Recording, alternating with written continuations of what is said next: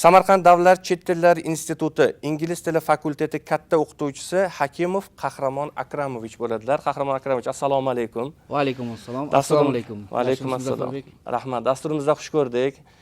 Erta tongdan qorda ertalab uyg'onish, bizni dasturimizga yo'lga chiqish, yetib kelish qanday bo'ldi? Oldin shu haqida so'raylik. Avvalambor assalomu alaykum hurmatli samarqandliklar, hamshaharlar.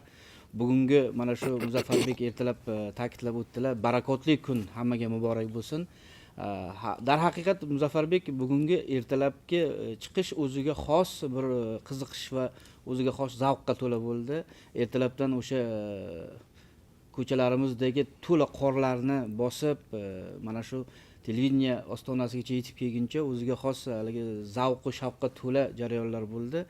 Bu bilan birga o'ziga yarasha bir sinovli ko'chalarimiz ham baribir o'ziga xos holatlarni ko'rsatib keldi.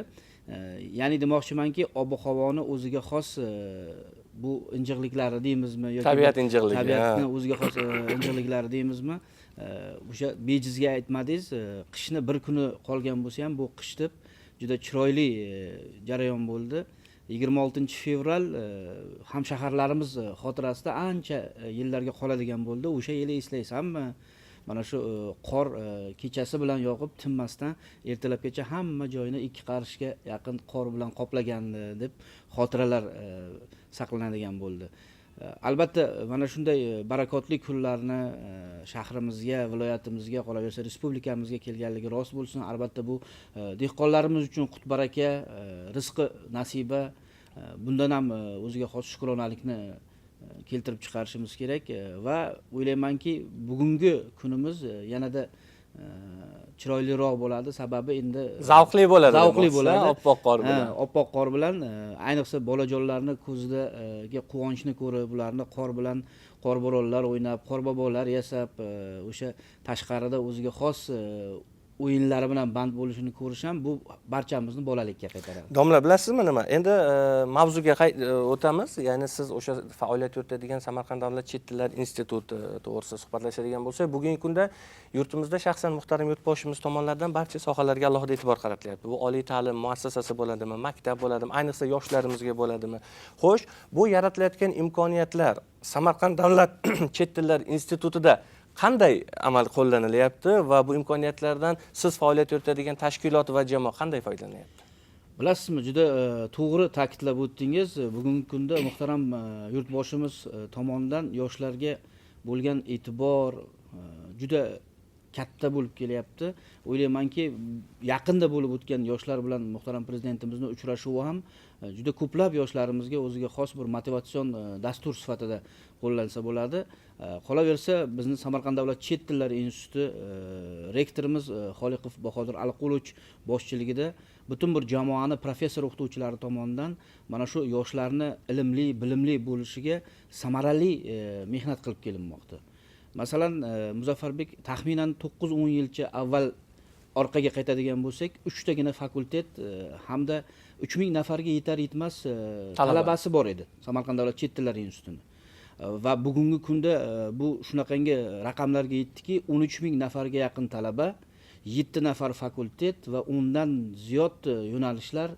Qolaversa, magistratura yo'nalishlarida ham bir qator yangiliklarga erishdik.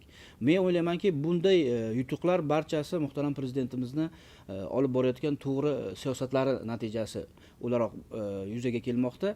Sababi bugungi kunda yoshlarga e'tibor bu kelajakka e'tiborligini, juda ko'plab davlatlarda o'sha yosh avlodni, o'rta avlodni voyaga yetmaganligi sababdan juda ko'p strukturalarda ishchi kuchlarni yetishmasligi bugungi kunda dunyoni o'ziga xos inson resursini tanqisligiga olib kelmoqda.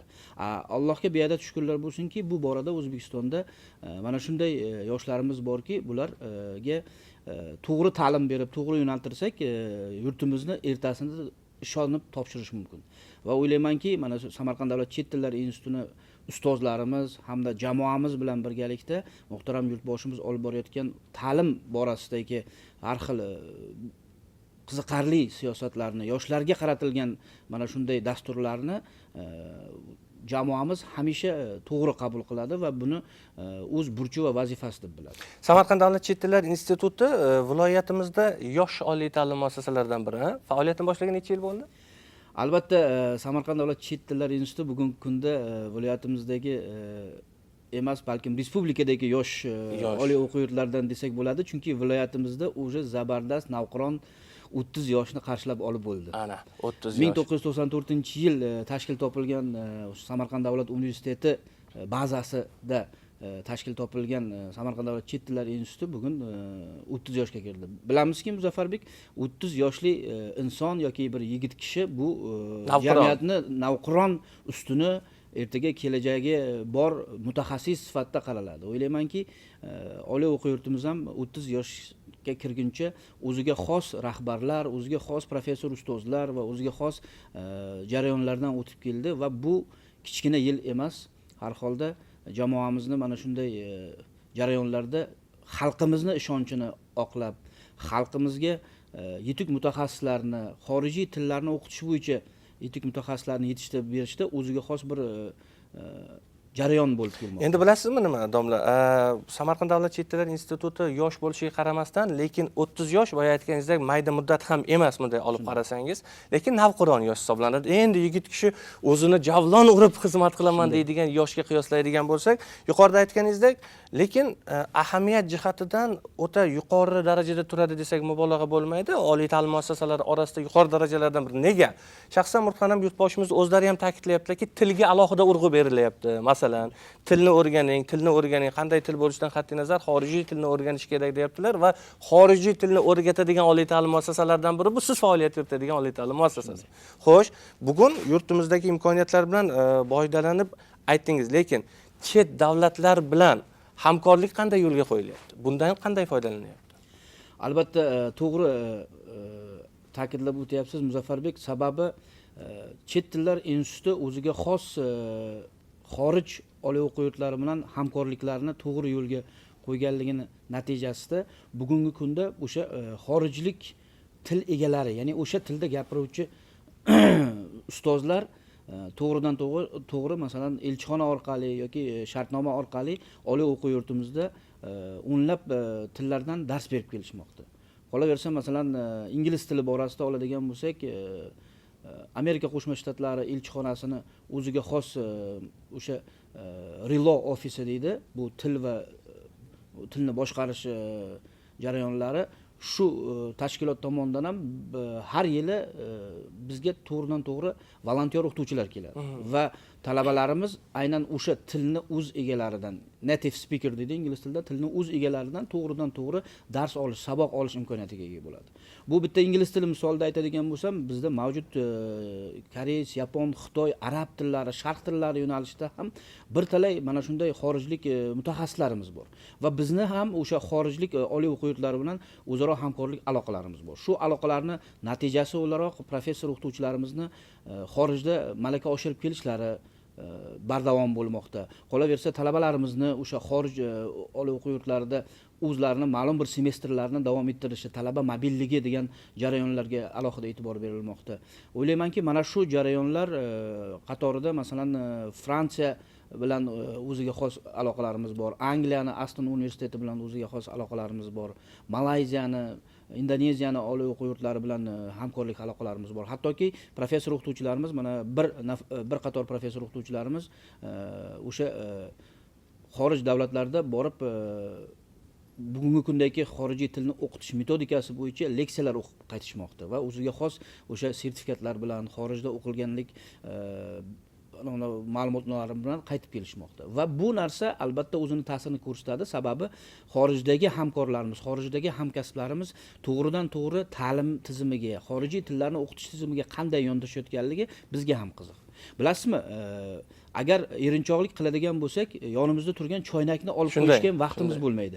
Lekin dunyo shu darajada integrallashib, rivojlanib bormoqdaki, Muzaffarbek, bugungi kunda tilni nafaqat auditoriyada oliy o'quv yurti o'qituvchisi, balkim virtual ko'zoynaklar orqali to'g'ridan to'g'ri til o'qitishlar jarayonga qo'yilgan.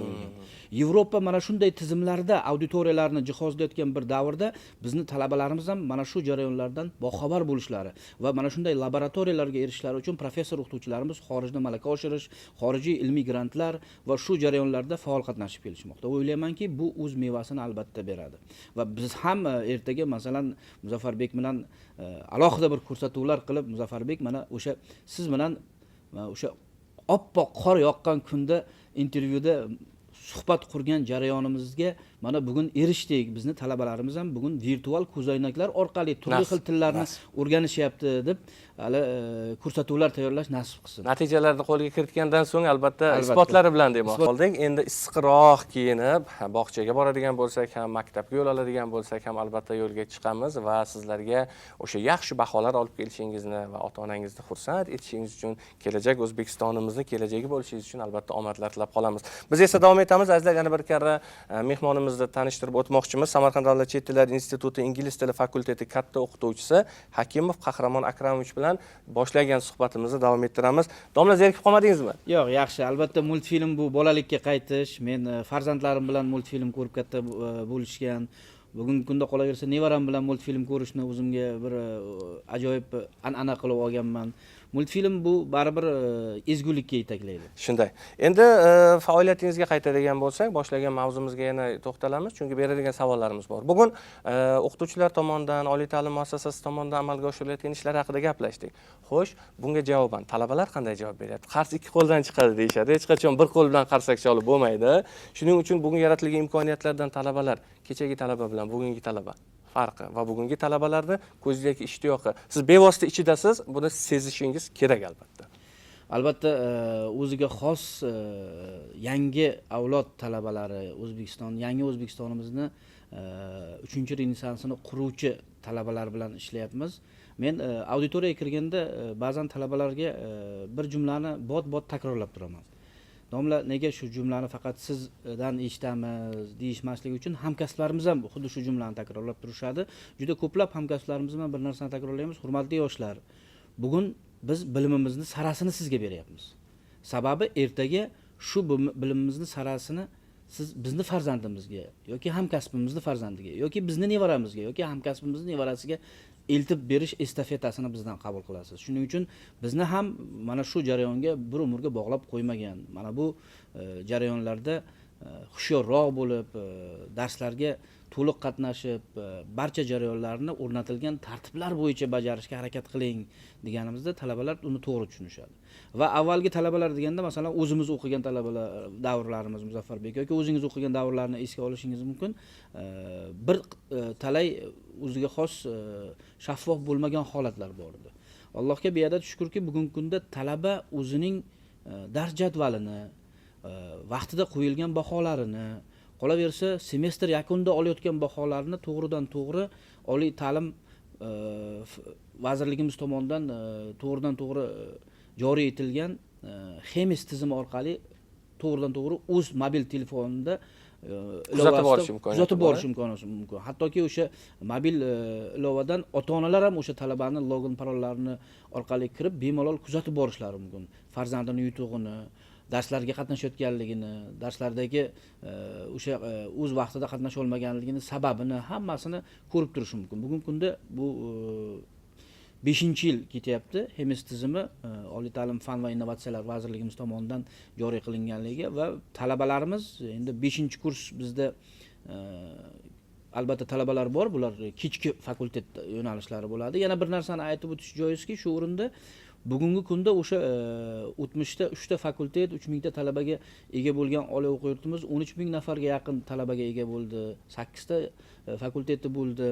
Yoki aytaylik, o'nlab tillar yo'nalishida ish olib boryapti degan jarayonimizda bitta narsani ta'kidlab o'tishimiz joizki, bizda bugungi kunda ta'lim tizimini kunduzgi, kechki hattoki sirtqi yo'nalishlari mavjud.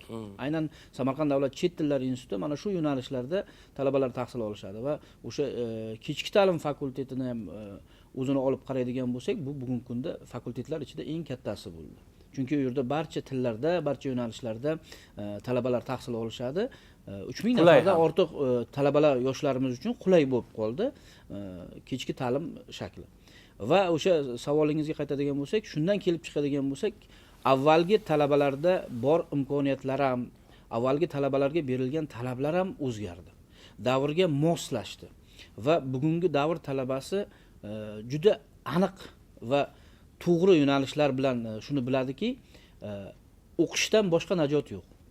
Bilim olib hammasiga erishsa bo'ladi va olingan bilimlardan bugungi kunda o'sha rektorimiz va professor o'qituvchilarimiz hamda prorektorlarimizni tashabbuslari bilan talabalarga bir qator yengilliklar ham berildi. Qayta topshirishlar bemalol talabaga imtihonlarni bepul qilib berildi. Avvalgi yillarda masalan bir qator o'ziga xos to'lovlari bo'lgan bo'lsa, bu yilgi mavsumdan boshlab mana shu jarayonda talabalarimiz bemalol o'sha jarayonlarda o'z bilimlarini sinab ko'rishlari mumkin bo'ldi.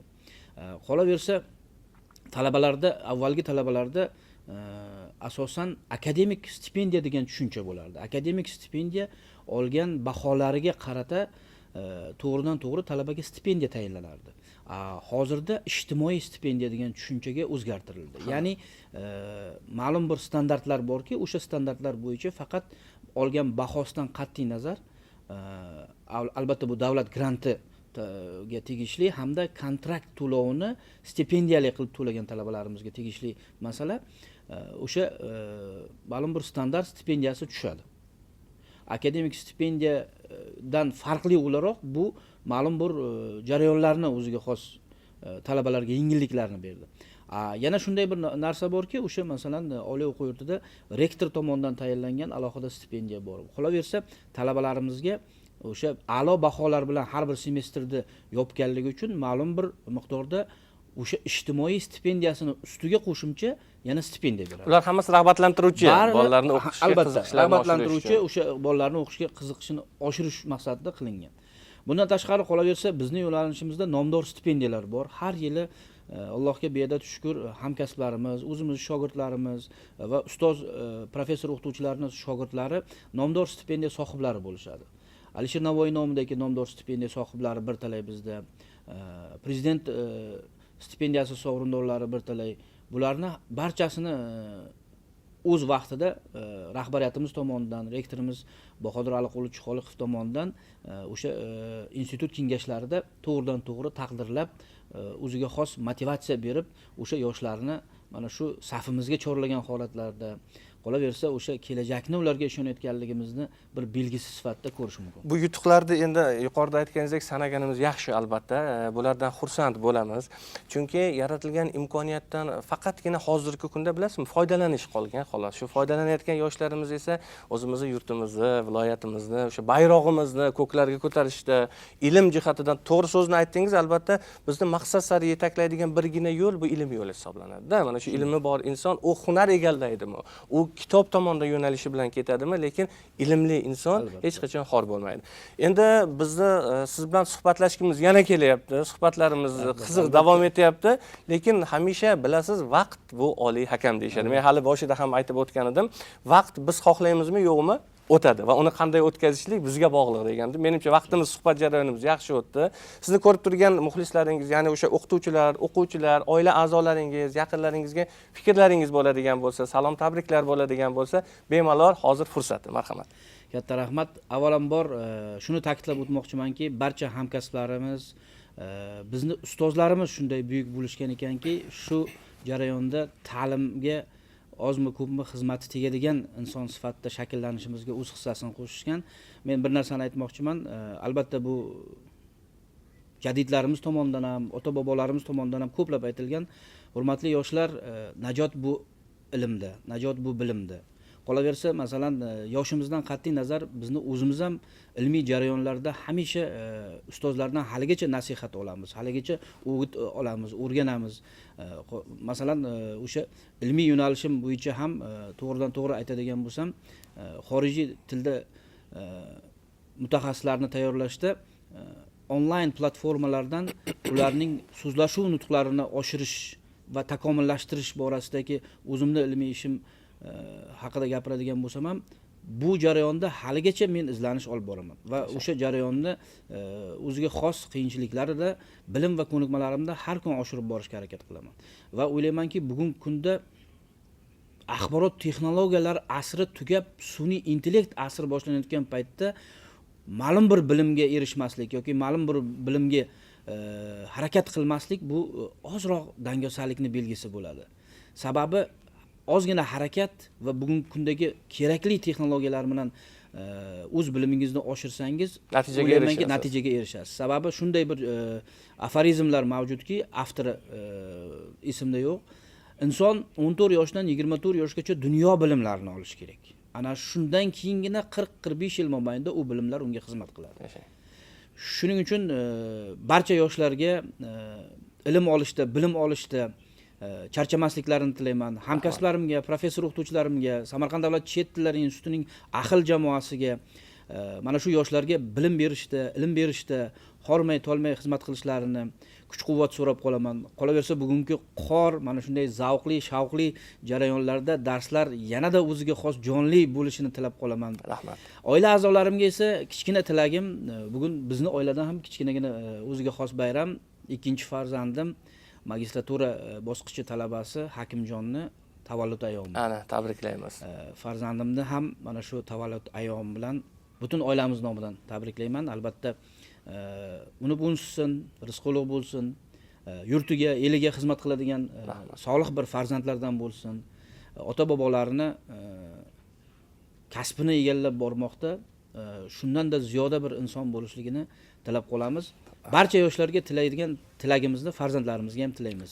Ilmli bo'lishsin. Qahramon Akramovich, katta rahmat, tashrif uchun rahmat.